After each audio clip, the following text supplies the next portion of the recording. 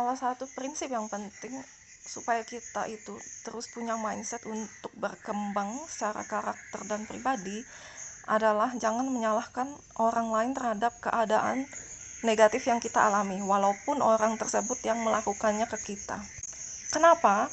Karena kalau dijelaskan secara energi, itu kita menyimpan energi di dalam diri kita yang menarik setiap kejadian di sekitar kita itu untuk terjadi, termasuk orang-orang di sekitar kita dan apa yang mereka lakukan terhadap kita.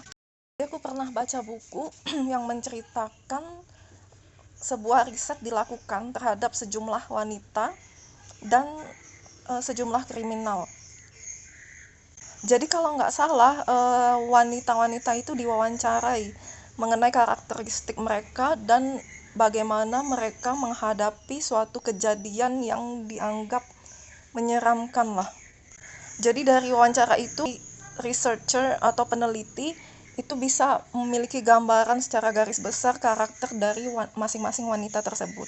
Nah, terhadap kriminal yang dipanggil untuk melakukan riset itu, para peneliti itu menunjukkan foto-foto wanita-wanita yang sudah diwawancarai, dan kepada kriminal-kriminal itu diajukan pertanyaan, kamu perhatikan foto-foto yang kita kasih ini dan pilih kira-kira yang mana dari foto-foto itu yang kamu pilih sebagai korban. Nah, setelah mendapat jawaban dari kriminal itu, lalu peneliti itu melakukan kecocokan data antara hasil wawancara dengan para wanita-wanita serta foto-foto yang dipilih oleh kriminal sebagai korbannya. Dan ternyata hasil penelitian itu menunjukkan bahwa wanita-wanita yang cenderung memiliki rasa takut yang berlebihan dalam dirinya itu akan menarik kriminal untuk menjadikannya korban.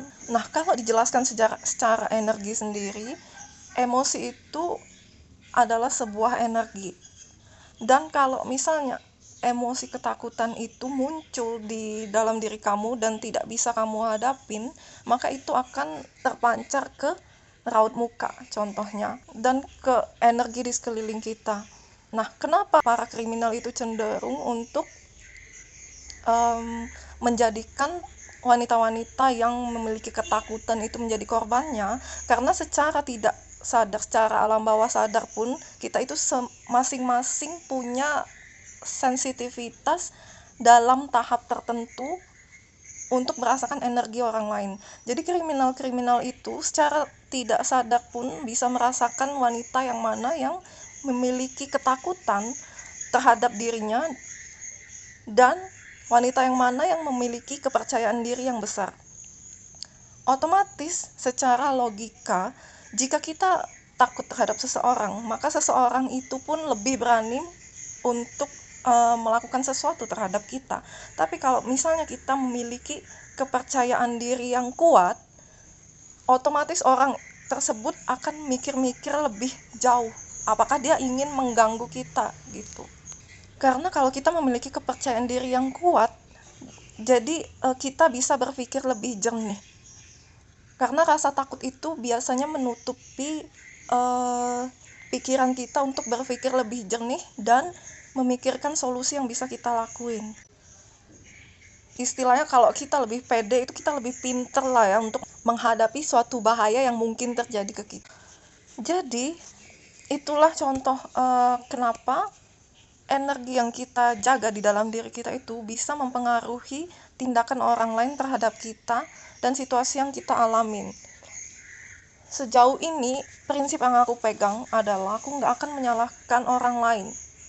Kadang-kadang mungkin kita selip karena ego dan ingin menyalahkan orang lain ya, karena kita tuh di masyarakat itu sekarang kebanyakan ingin menyalahkan orang lain dan tidak mau bertanggung jawab atas hidup kita sendiri. Nah, jadi yang aku lakuin kalau misalnya ada seseorang yang bertindak negatif ke aku, itu aku selidikin apa sih pelajaran yang perlu aku pelajarin dalam situasi ini, dan mungkin atau penyembuhan apa sih secara emosi yang aku perlu lakuin supaya hal negatif tersebut tidak terjadi terulang-ulang dalam hidup aku, karena aku masih menyimpan energi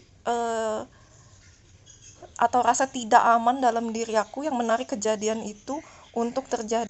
Karena kalau kita tidak melakukan pelepasan energi negatif tersebut, otomatis itu terus ada di dalam diri kita dan terus-terusan menarik kondisi dan orang yang hadir di kehidupan kita untuk menunjukkan kita dan mendorong kita untuk melepaskan energi tersebut dan belajar pelajaran yang harus kita lakukan.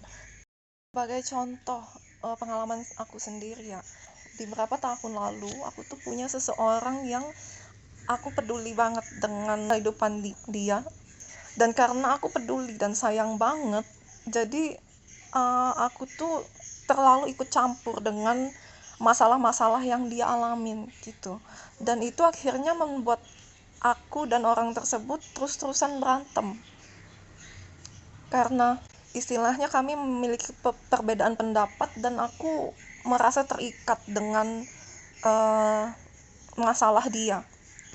Dan karena terus-terusan berantem itu, otomatis aku terus-terusan merasa tertekan dan gak bahagia lah, jadi depresi sendiri. Nah terus apakah aku akan menyalahkan dia? Dia itu boleh dibilang termasuk orang yang dekat sama aku. Aku juga nggak bisa menyalahkan apa yang dia lakuin, karena dia punya pemikiran sendiri.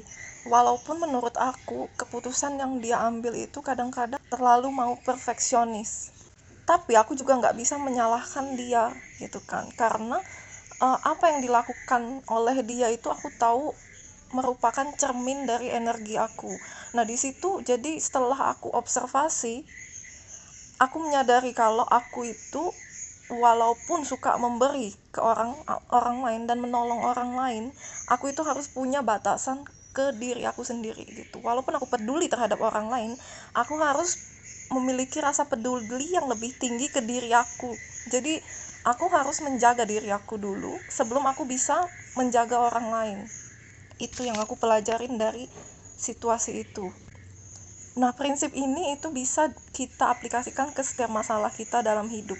Jadi sebelum kita menyalahkan orang lain terhadap apa yang mereka lakukan ke kita, sebaiknya kita analisa dulu dan observasi dalam diri kita, apa sih yang ingin orang ini tunjukkan ke kita untuk kita pelajari dalam hidup. Jadi kalau menyalahkan orang lain itu hanya suatu jalan keluar yang kita ambil untuk melepaskan tanggung jawab kita terhadap hidup kita dan terhadap diri kita sendiri. Ada kamu lari dari tanggung jawab itu, dan tanggung jawab itu akan terus-terusan mengejar kamu sampai kamu belajar pelajaran hidup yang harus kamu pelajarin.